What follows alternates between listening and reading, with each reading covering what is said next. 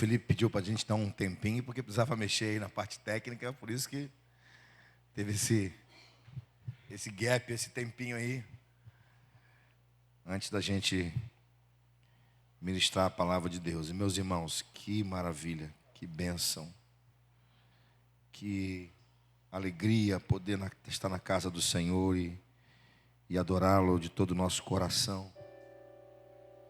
Que presença de Deus entre nós. Na nossa vigília de sexta-feira, fomos gratamente surpresos, né? Eu fui gratamente surpreso pelo nome de gente que estava aqui na nossa vigília. E gratamente surpreso também por ver os irmãos falando, pregando a palavra de Deus. E foi maravilhoso. Tenho assim sentido muito a presença de Deus entre nós. Isso é fruto do que sai de casa. Nós recebemos uma médica esses dias aqui da igreja. Ela trabalha com questão de natural, né? Doutora, como é que é o nome dela, pastor? Doutora Joyce. Os irmãos que foram atendidos por ela perceberam que a primeira pergunta dela é sobre como é que é a nossa vida devocional. Essa foi a primeira pergunta. E aí quando eu fui com a minha família, eu, Té e Sara, fomos para o nosso atendimento, ela falou assim: pastor, antes de atender o senhor como pastor, como pessoa, deixa eu falar ao senhor como pastor. A igreja está de parabéns, porque é difícil ver uma igreja que as pessoas são preocupadas com devoção. E assim eu fiquei assustado, que para mim é uma coisa muito natural, né? Vida devocional de crente é igual peixe nadar, passarinho voar. Muito natural. Vida devocional de crente é igual passarinho voar e peixe nadar, natural. Mas ela falou: pastor, não é qualquer lugar que a gente encontra isso não. Então assim, eu não sei se eu fiquei triste ou alegre. Alegre por nós, triste por saber que tem gente que não consegue viver uma vida devocional madura e sadia. Por que eu estou dizendo isso antes de pregar?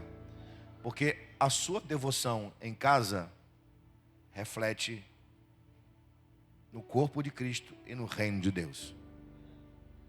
O que você vive em casa faz com que a igreja viva a presença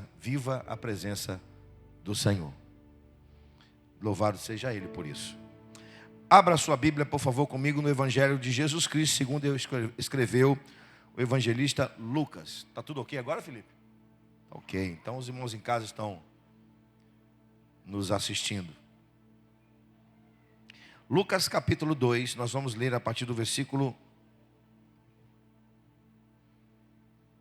39. A essência dessa mensagem não é minha, vou dar crédito. A essência dessa mensagem é do meu amigo pastor Max.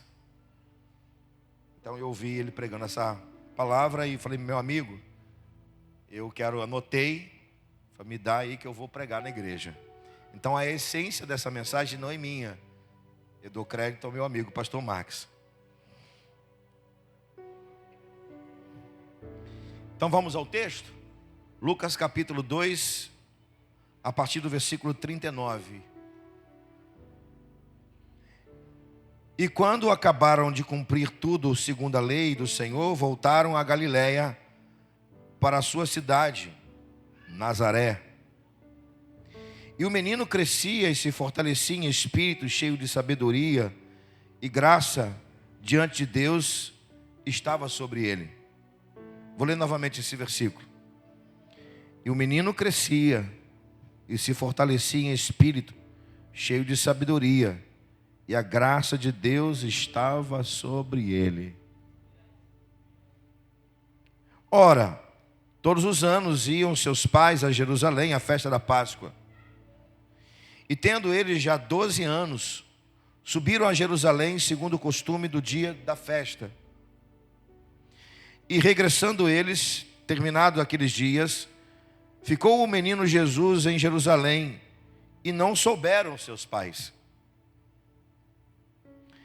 Pensando, porém, eles que viria de companhia pelo caminho, andaram caminho de um dia e procuravam entre os parentes e conhecidos. E como não o encontraram, voltaram a Jerusalém em busca dele. Versículo 46. E aconteceu que, passado 3 dias, o acharam no templo, assentado no meio dos doutores, ouvindo-os, interrogando-os. E todos os que ouviram admiravam da sua inteligência e respostas. E quando o viram, maravilharam-se, disse a sua mãe: Filho, por que fizeste assim conosco? Eis que teu pai e eu, ansiosos, te procurávamos. E disse Jesus, o menino Jesus, disse: Por que é que me procureis? Por que é que me procuráveis? Não sabeis que me convém tratar dos negócios do meu pai? E eles não compreenderam as palavras que ele dizia. E desceu com eles e foi para Nazaré, e era-lhe sujeito. E a sua mãe guardava no coração todas essas coisas. E crescia Jesus em sabedoria, em estatura, em graça para com Deus e para com os homens. Palavra linda, né? Palavra linda. Vamos orar? Senhor,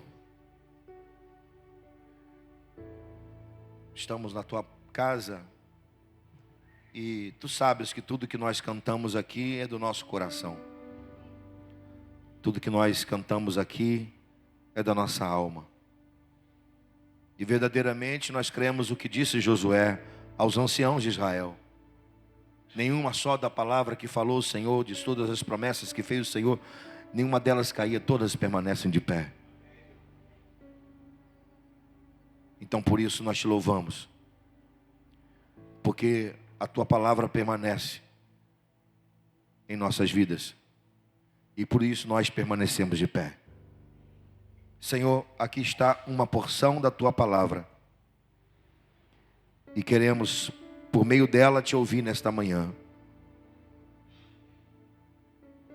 Nos tire qualquer preocupação, nos tire qualquer sentimento, nos tire qualquer anseio, ansiedade pelo que está lá fora, ou até mesmo pelo aquilo que está dentro de nós, neste momento, para que possamos estar com os nossos ouvidos abertos para te ouvir, com o nosso entendimento tocado pelo teu Espírito, para entender a tua palavra, guardá-la em nosso coração e colocá-la em prática na nossa vida.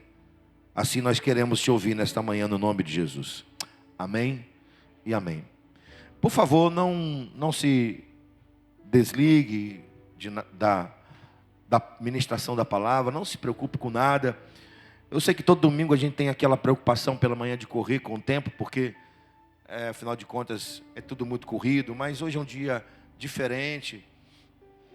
Amanhã é Natal, é feriado. Eu sei que talvez você tenha que correr para fazer o almoço, mas por favor, eu vou pedir para você, já que você se propôs a estar aqui, e você está aqui, que você permaneça aqui, e que você ouça o que o Senhor tem a te falar nesta manhã.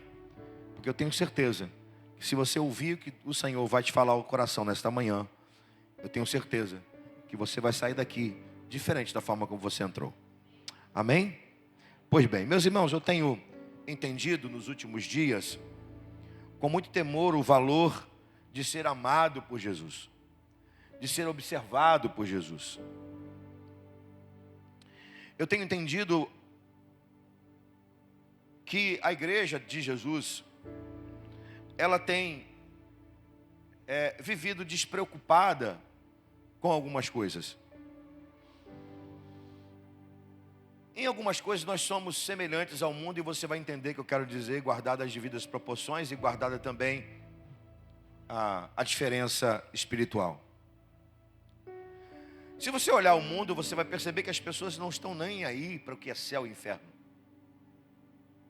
Elas não estão preocupadas se existe inferno, se existe céu. Elas não estão nem preocupadas se vão prestar contas das suas próprias almas ou não, porque o mundo está, não, a gente nem pode usar mais o verbo no gerúndio, né, caminhando. O mundo está vivendo debaixo de uma influência maligna, poderosa, forte, que tem levado as pessoas a entregar as suas vidas aos prazeres, à carnalidade, à sensualidade. O mundo está debaixo de uma influência do presente século, onde as pessoas estão cada vez mais egoístas, egocêntricas. Elas têm comichão nos ouvidos, não querem ouvir a verdade. Não estou dizendo com isso que não tem mais jeito para as pessoas e que nós temos que parar de pregar, não precisamos mais pregar a palavra, não precisamos mais nos preocupar com as pessoas, com as almas, não precisamos mais investir em missões, porque as pessoas... Não é isso que eu estou dizendo. Até porque cabe a nós continuar fazendo a nossa parte enquanto discípulos de Jesus, pregando, evangelizando, discipulando. E cabe ao Espírito Santo convencer as pessoas, e cabe às pessoas crer no Evangelho. Mas o fato é que as pessoas negligenciam cada vez mais céu e inferno. Mas onde está a nossa semelhança com o mundo? A nossa semelhança com o mundo está em negligenciar. Parece que a gente não dá importância à prestação de contas. Se as pessoas que estão no mundo não estão preocupadas em prestar conta das suas almas, meus irmãos, nós como igreja parece que nós não estamos preocupados em que também vamos prestar conta dos talentos e dons que nós recebemos do Senhor. Parece que a doutrina do galardão não é assim importante para a gente. Parece que estar diante do tribunal de Cristo não faz nenhum sentido para a gente. E aonde vem a minha preocupação? A minha preocupação vem exatamente em agradar Jesus. Porque eu disse isso pela manhã, há 2 domingos atrás, creio eu, domingo retrasado. Mais precisamente, domingo retrasado.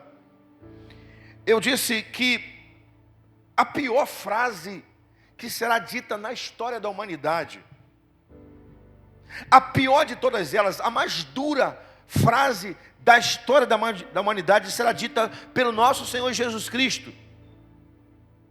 O mesmo Jesus que nós acabamos de ler, que aqui tinha 12 anos enquanto homem. E a pior frase da história da humanidade ele vai dizer. E ele não vai dizer isso a ímpio, a pessoas que não o conheceram. Ele vai dizer a pessoas que um dia trabalharam para ele. É verdade, que expulsaram demônios, que pregaram, que evangelizaram. E a pior frase da história da humanidade será essa: apartai-vos de mim, porque eu não vos conheço. Então essa frase assim, ela tem mexido muito comigo.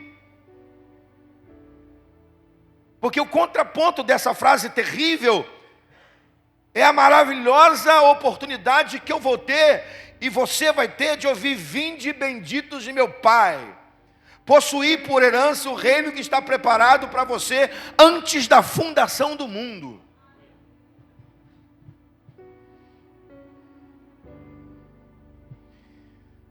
Então, não basta apenas trabalhar para Jesus.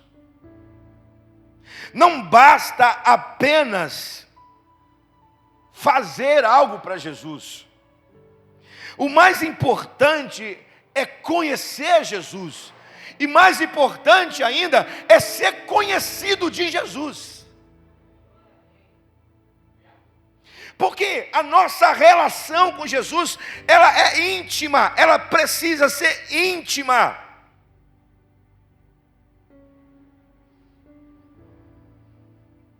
É preciso agradá-lo. E numa linguagem humana, é preciso conquistar seu coração com amor incondicional. Porque o amor de Jesus para conosco foi incondicional. Assim como o amor de um esposo para uma esposa é um amor incondicional. É amor que se entrega. É amor que se sacrifica. E como igreja, nosso amor para com Jesus precisa ser incondicional. Amor que se entrega. Amor recíproco. Jesus deu a sua vida por nós, nós damos a nossa para Ele. O que nos torna conhecido Jesus não é uma vida aparente, uma vida religiosa, ou ainda uma vida de ativismo religioso.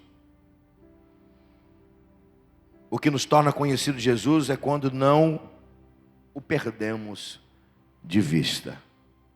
E aí que vem o tema da mensagem desta manhã. Não perca Jesus de vista. Você pode falar isso comigo? 1, 2, 3. Não perca Jesus de vista.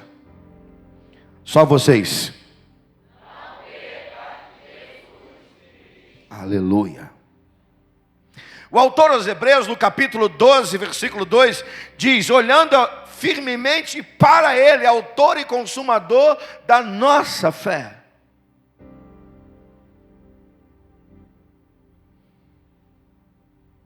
Quem não perde Jesus de vista, descobre todos os dias, não somente como agradá-lo, mas descobre todos os dias como ser parecido com Ele. Olha que coisa interessante, quando você está focado em Jesus Cristo, quando você não perde Jesus de vista, todos os dias você agrada a Ele, e todos os dias você se parece com Ele, ou você vai aprendendo a ser mais parecido com Ele.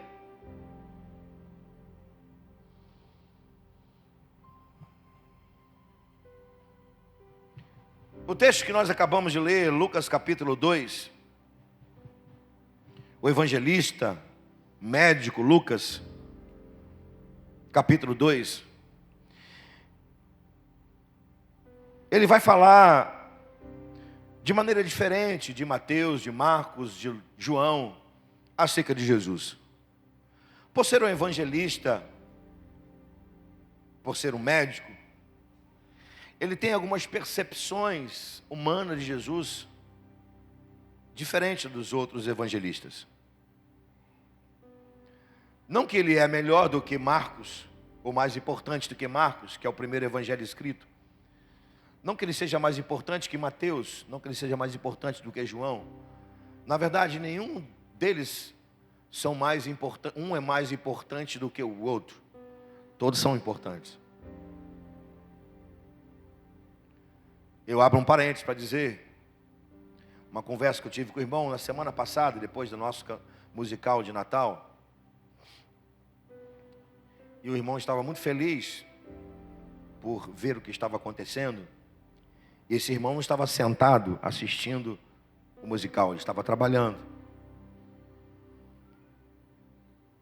E dada a sua felicidade, ouvindo o brilho dos seus olhos, a sua felicidade, eu disse a ele assim, um dos segredos para a gente estar feliz hoje, vendo o que Deus está fazendo aqui, gente não, nas ruas, pessoas se convertendo, é porque ninguém tem vaidade. Ninguém é maior do que ninguém. Ninguém que trabalhou é mais importante do que alguém que foi para o palco cantar com a camisa vermelha. Nem os irmãos com a camisa vermelha são mais importantes do que os irmãos que trabalharam lá no churrasquinho, no doce, no caldo de cana.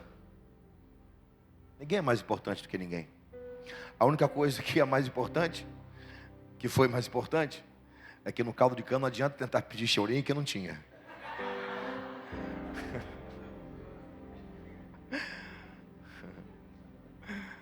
Aliás, tinha outro choro, né? Então eu falei isso para o irmão. Não existe ninguém mais importante do que ninguém quando nos propomos a servir Jesus. Então Lucas não é mais importante que Mateus, que Marcos, que João. Ele apenas tem uma perspectiva, uma visão perspectiva de Jesus diferente, e ambos se completam. Assim como nós nos completamos em Cristo. A nossa diferença completa-nos em Cristo. as nossas individualidades, não o nosso individualismo, mas as nossas individualidades se completam em Cristo, para que Cristo seja exaltado na nossa unidade via as nossas individualidades. Coisa linda. Então Lucas está vendo Jesus aqui de uma maneira humana diferente. Ele narra a infância de Jesus, e poucas coisas são narradas da infância de Jesus, mas Lucas narra algumas coisas diferentes da infância de Jesus, e aqui está um dos textos que vai comprovar exatamente isso. Ele está narrando aqui um episódio que aconteceu na infância de Jesus. Era a festa da Páscoa. Então todo judeu precisava sair de onde estava para Jerusalém. 3 festas obrigavam os judeus, ainda obriga, né? Ainda é feito assim. Os judeus tinham que sair de onde estivesse para ir a Jerusalém. A festa dos tabernáculos, a festa da Páscoa e a festa das primícias. Das primícias não, qual é a outra festa? Tabernáculo, Páscoa e Pentecostes. Obrigado. Era a festa da Páscoa. Os judeus comemoravam a saída do Egito, a libertação do Egito. E no meio daquela coisa de festa, no momento de ir embora, voltarem para Nazaré, porque nessa época Jesus estava ainda sendo criado em Nazaré. Ao regressarem a Nazaré, num dado momento, José e Maria perderam Jesus de vista. Não foi Jesus quem se perdeu. Foram os pais que perderam Jesus de vista. Sabe o que eu acho interessante nesse texto? É que ele abre falando sobre o crescimento de Jesus. Ele termina falando sobre o crescimento de Jesus. O versículo 40 fala sobre o crescimento de Jesus, e o versículo 52 fala do crescimento de Jesus. Está aí na sua Bíblia.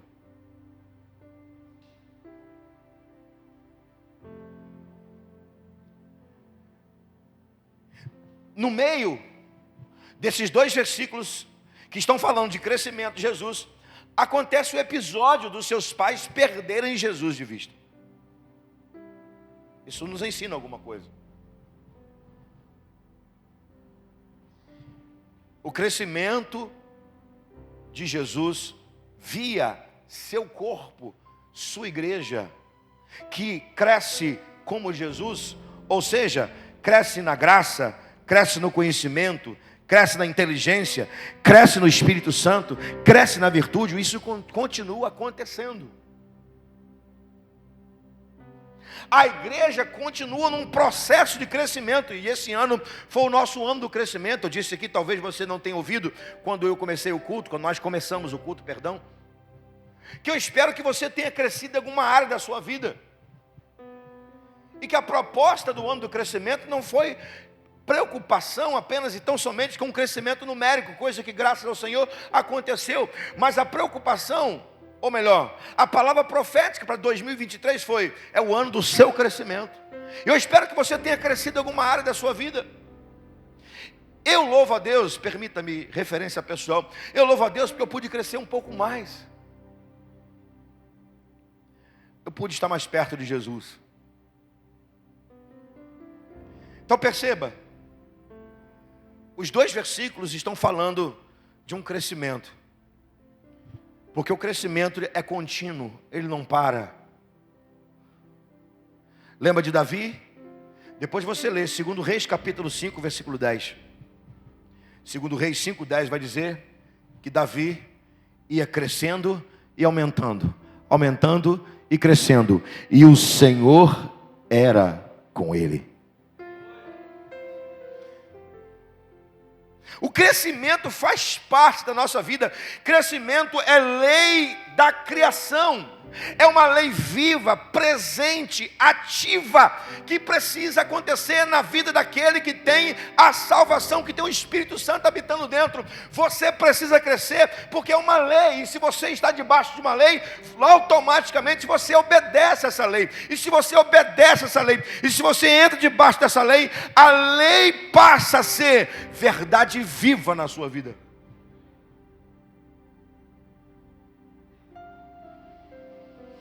Mas entre os dois textos que falam de crescimento, acontece o episódio de Maria, José e Maria perderem Jesus de vista. E o que implica perdermos Jesus de vista? Primeiro, perder Jesus de vista implica em passar à frente dele e, consequentemente, perdê-lo no caminho. Vou repetir. Perder Jesus de vista implica em passar à frente dele e, consequentemente, perdê-lo no caminho. O texto diz que, terminada a celebração, partiram de volta para Nazaré. José e Maria foram à frente de Jesus, o menino Jesus, e Jesus ficou para trás. Todo pai, toda mãe que tem uma criança pequena sabe disso. Você tem duas opções para os seus filhos não se perderem no meio de uma multidão. Ou você segura na mão, ou você coloca à frente. E tem criança, que não é o caso de Jesus, porque a gente sabe onde Jesus foi, mas tem criança que a graça de Deus está duplamente. Tem criança que a graça é dobrada. A graça espiritual e a graça da bagunça, da peraltice. Então a criança precisa estar sempre à frente para que o pai e a mãe não perca de vista. Só que Jesus aqui não é um menino qualquer, não era uma criança qualquer. Era o menino que nasceu, o filho que o pai deu. O principado estava sobre os seus ombros.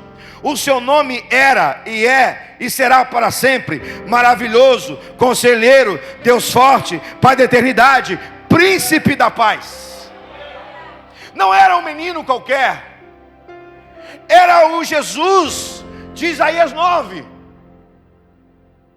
E o Jesus de Isaías 9, o Jesus, ele precisa estar à frente na nossa vida. Jesus não pode ficar para trás, Jesus não pode ficar de lado, Jesus tem que estar à frente da nossa vida. Nós precisamos constantemente olhar para Ele, nós não podemos perdê-lo de vista.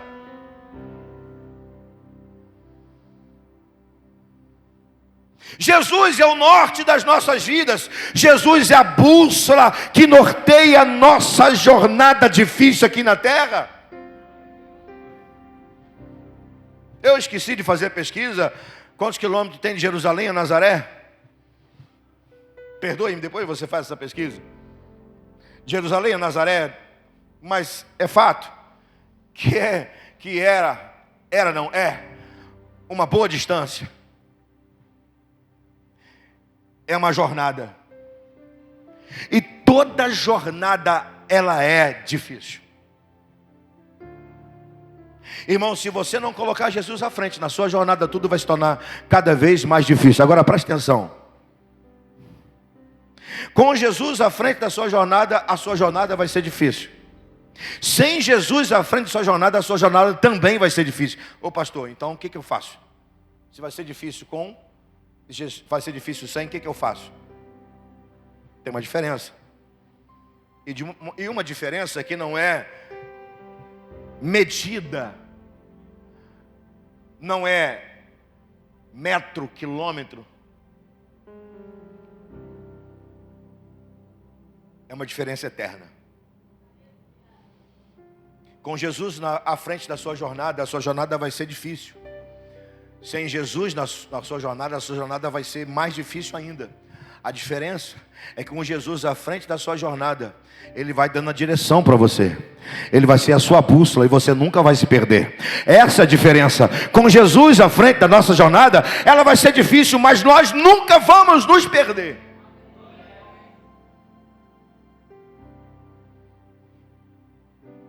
Nós não vamos desviar nem para a direita, nem para a esquerda. Quem coloca Jesus à frente da sua jornada, nunca perde o foco. Nunca perde o senso de direção. Quem coloca Jesus à frente da sua jornada, sabe para onde está indo.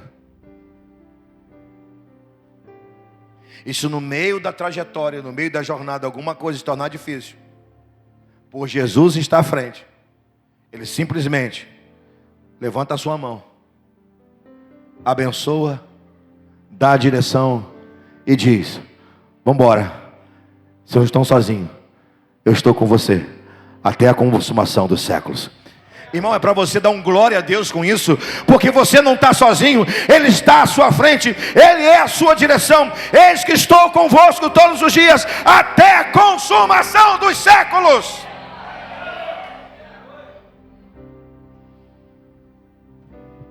Em segundo lugar, o que implica perder Jesus de vista, pior do que perder Jesus de vista, perdê-lo no caminho, é não perceber que Ele não está presente.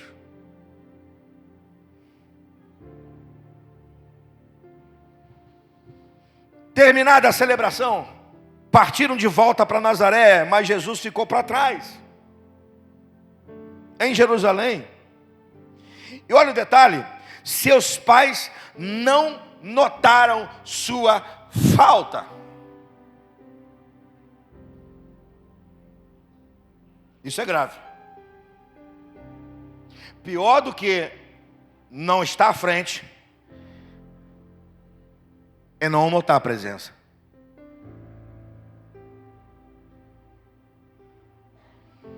Quantos de nós vivem assim hoje?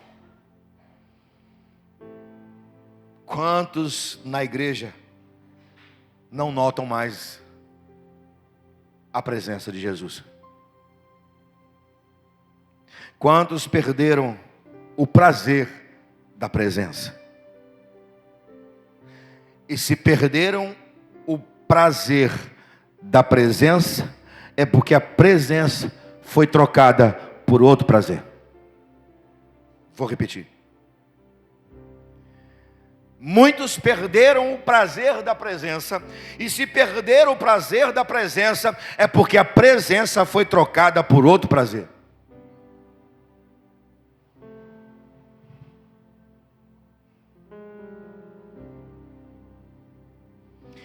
Tem muita gente preocupada com performance, mas não está preocupada com a presença. Tem muita gente buscando as coisas, e não é errado buscar as coisas, mas perderam o prazer da presença.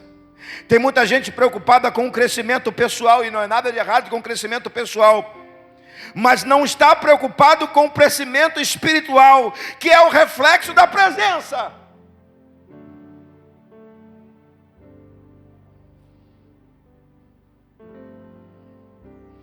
Com a presença de Jesus, reunião de oração passa a ser culto de oração. Com a presença de Jesus, reunião de adoração passa a ser culto onde os adoradores são encontrados pelo Pai. Reunião de estudo da palavra se torna um culto de testemunho da palavra, e a palavra começa a ser viva.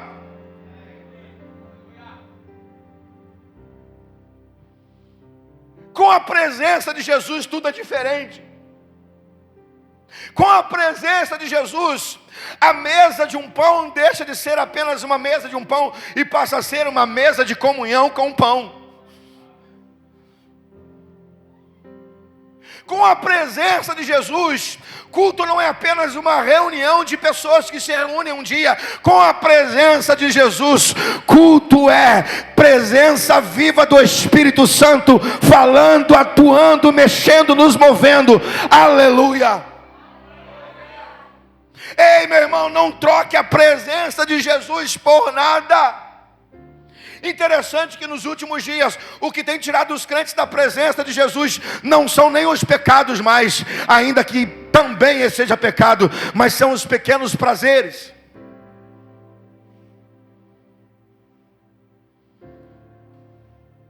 Cuidado com os pequenos prazeres, porque os pequenos prazeres crescem e se tornam grandes prazeres, E grandes prazeres roubam a presença de Jesus.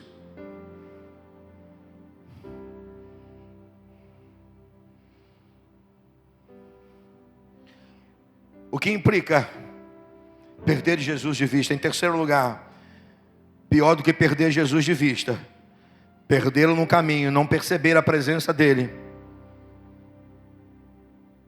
é buscá-lo onde ele não está. O texto diz que eles pensaram que Jesus estivesse entre os viajantes. Versículo 44, está aí no texto da sua Bíblia. Pensando, porém, eles que viria da companhia pelo caminho. Ou seja, eles pensaram que Jesus estava entre os parentes. Então, o primeiro lugar que foram buscar Jesus, porque eles perderam Jesus de vista, foi entre os parentes. Talvez até uma coisa muito natural, e realmente uma coisa natural, coisa de primo, de amigo.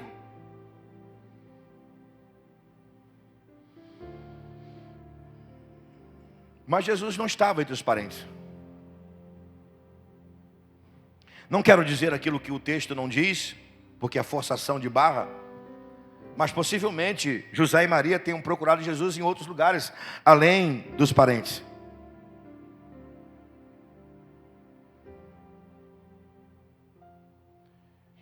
Ouça o que eu vou te falar. A gente não precisa buscar Jesus onde ele não está. E nós sabemos onde Jesus está. Nós temos a percepção do Espírito para perceber onde Jesus está e onde Jesus não está. Nós temos o discernimento espiritual para entender onde Jesus está e onde Jesus não está.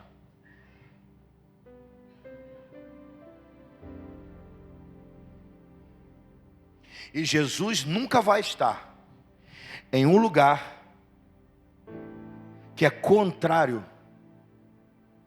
à palavra de Deus.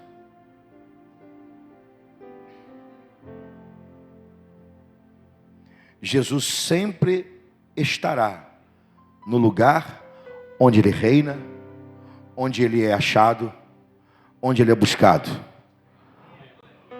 Entendeu? Ele vai sempre estar no lugar onde ele reina, onde ele é exaltado, onde ele é encontrado. Então, se você voltar os seus olhos da fé para o alto, você vai encontrar Jesus assentado num alto e sublime trono, reinando para todo sempre e reinando sobre as nossas vidas. Se você buscar Jesus na palavra, você vai encontrá-lo aqui na palavra. Todos os dias que você buscá-lo na palavra, você vai encontrar Jesus na palavra.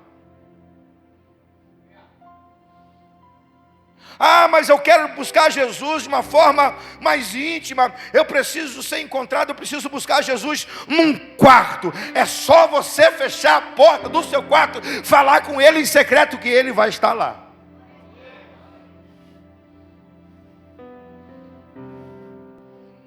Ah, eu estou sendo perseguido no meu trabalho. Chama Jesus. Ele vai estar perto de você. Vai te dar equilíbrio para falar o que é certo ou para não falar aquilo que é errado. Ele vai defender você. Ele vai te ajudar. Ah, eu estou sendo perseguido na escola, porque eu não creio no que o mundo prega. Eu não creio no liberalismo. Eu não creio no que o mundo está vivendo. Eu creio no que a palavra diz. Eu estou sendo perseguido. Chama Jesus. Chama Ele para estar pertinho de você, porque Ele vai te dar palavras certas na hora certa. Palavra de graça, palavra de sabedoria. E ao invés de você ser perseguido, você vai ser ouvido.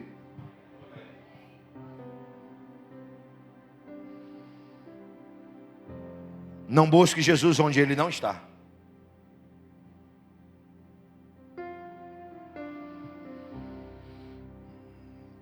E eu concluo essa palavra desta manhã. O texto diz: como não encontraram, voltaram a Jerusalém para buscá-lo. Depois de 3 dias,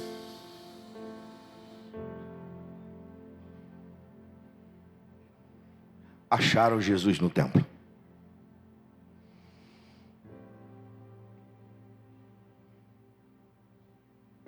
Interessante o que o texto diz. E eu quero chamar a sua atenção. O texto diz que Jesus estava entre os doutores. E o versículo 47 diz que todos os que ouviam admiravam da sua inteligência e resposta.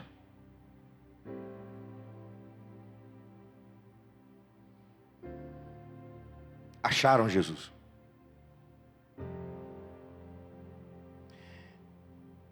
E olha que coisa. Coisa de mãe, né? Filho, onde você estava? Seu pai e eu estávamos preocupados com você. Coisa de pai e de mãe. Eu chamo a sua atenção para a resposta de Jesus. A resposta de um menino de aproximadamente 12 anos, que está no versículo 49. Olha a pergunta de Jesus: por que é que vocês me procuram? Por que vocês me procuram? Por que a gente procura Jesus? Qual a razão de dia após dia a gente procurar Jesus? Se procuramos Jesus, é porque nós queremos achá-lo. Ou, se procuramos Jesus, é porque nós queremos mais dele. Prestou atenção? Se procuramos Jesus, é porque nós precisamos achá-lo.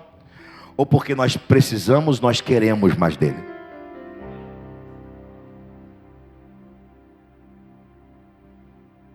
Aí Jesus vai dizer: não era para vocês terem entendido desde o começo que eu estaria na casa do meu pai, tratando dos negócios do meu pai? E pai aqui está com letra maiúscula.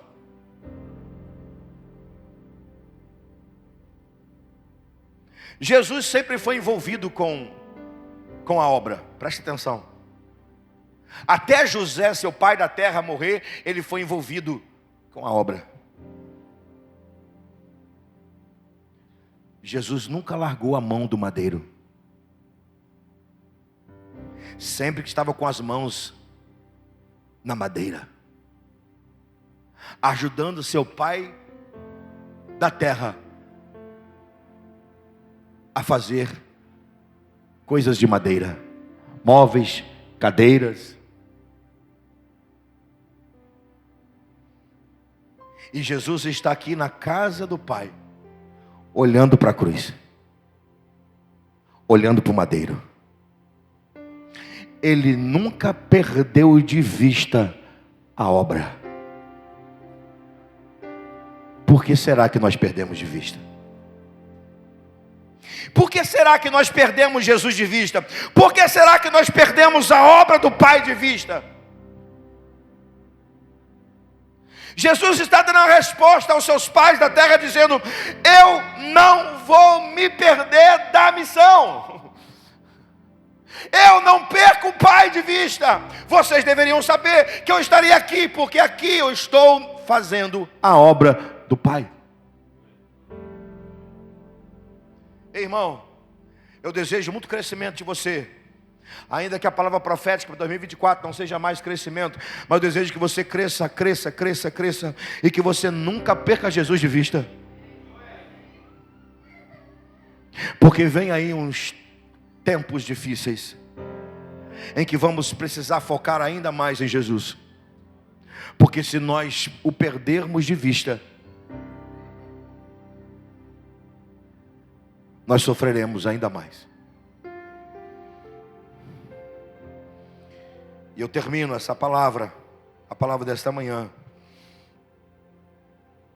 dizendo que Jesus está no mesmo lugar, Jesus está fazendo a mesma coisa, e Jesus quer que a sua igreja seja parecida com Ele. Jesus está no mesmo lugar, reinando e governando a igreja.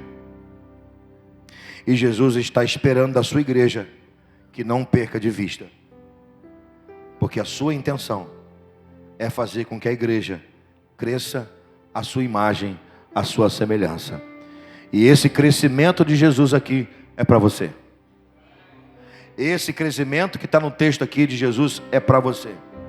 Então eu desejo que você cresça em espírito, cheio de sabedoria, de graça diante de Deus. Eu desejo que você cresça em sabedoria, estatura, graça diante de Deus e dos homens. Só que para isso você não pode perder Jesus de vista. Amém? Vamos adorar Jesus? Fique em pé. Nós vamos adorar. Depois a gente vai orar.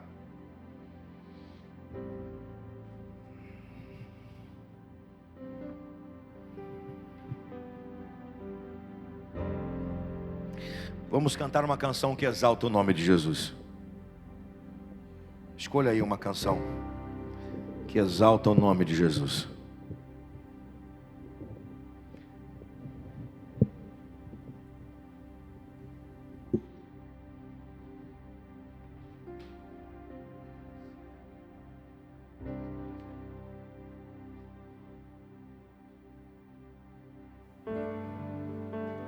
Adore Jesus, irmão.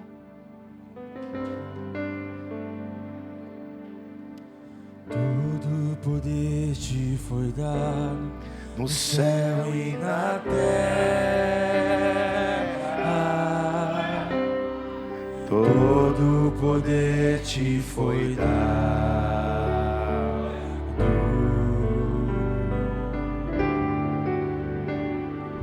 Deus o Pai te exaltou sobre todas as coisas.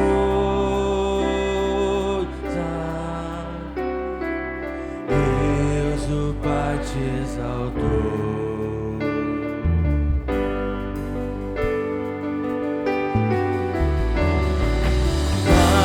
Manifestado em carne, justificado em espírito, visto por anjos, pregado aos gentios, crido no mundo e recebido na glória.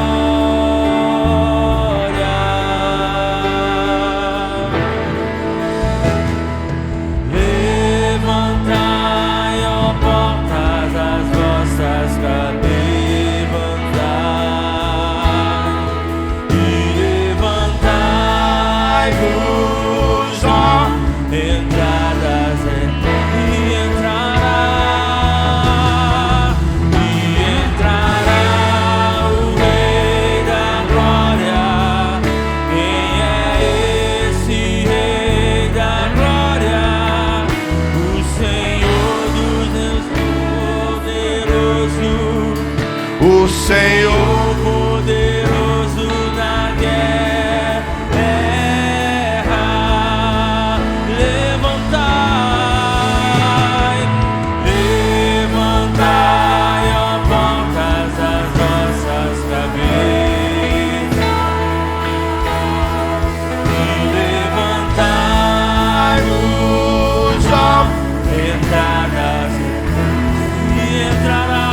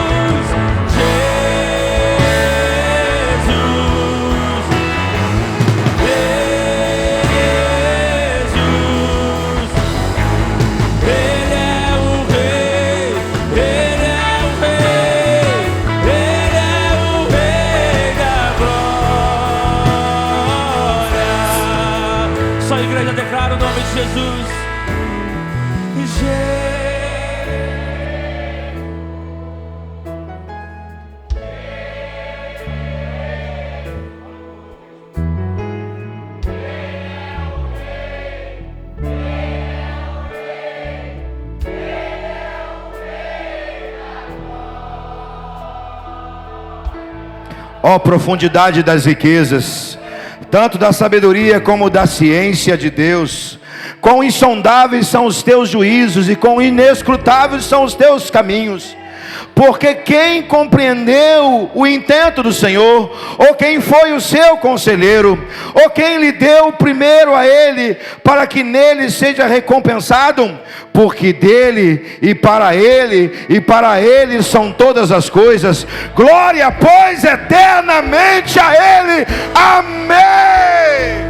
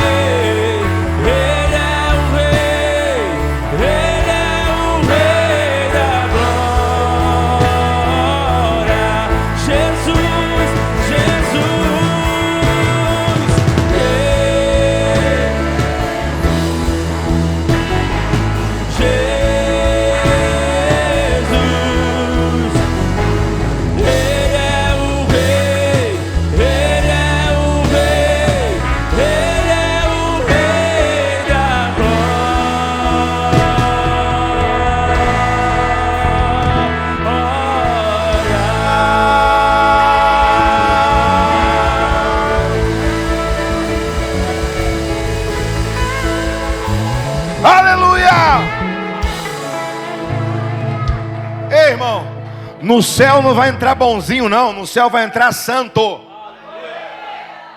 E o que aconteceu com Jesus vai acontecer com você. Quando Jesus foi entrando no céu, Salmo 24. Quem é que vem aí? Levantai as vossas cabeças, levantai os portais eternos, abre os portais eternos. Quem é que está vindo aí? Quem é que está chegando? É Ele. Ele está voltando da terra para assumir o tom de glória de novo. Agora receba o que eu vou te falar. Um dia os mesmos portais eternos que abriram para Jesus vão se abrir para você, vão se abrir para a igreja, vão se abrir para a noiva. Por quê? Porque a noiva aqui na terra nunca perdeu Jesus de vista. Aleluia! Por isso os mesmos portais eternos que se abriram para o nosso mestre, que se abriram para o nosso rei, irão se abrir para nós. Aleluia! Aplauda Ele mais uma vez. Aleluia. Que você tenha um excelente Natal, porque Natal pra gente tem sentido. Como o pastor Leonardo falou cedo, não que necessariamente Jesus nascesse dia 25 de dezembro, porque ele nasceu de 25 de dezembro, mas pra gente é Natal sim, porque Natal pra gente é todo dia. Mas já que vamos comemorar o nascimento dele amanhã, que você tenha um excelente Natal. Que você, ao reunir com a sua família, você perceba a presença de Jesus, que Ele esteja ali no partir do pão, que Ele esteja na comunhão, que Ele esteja ali presente na sua casa, na sua família. E que Deus abençoe a sua vida, meu irmão. Saia daqui nessa manhã crendo que o teu Jesus, que o meu Jesus está na nossa frente, que o meu Jesus, o teu Jesus está esperando por nós lá no céu, para que por toda a eternidade possamos adorá-lo. Deus te abençoe, que a graça do Senhor Jesus, que o amor de Deus Pai, a comunhão do Espírito Santo nos acompanhe até a nossa casa e nos acompanhe todos os dias até o dia do arrebatamento. Amém e amém. Deus te abençoe, irmão.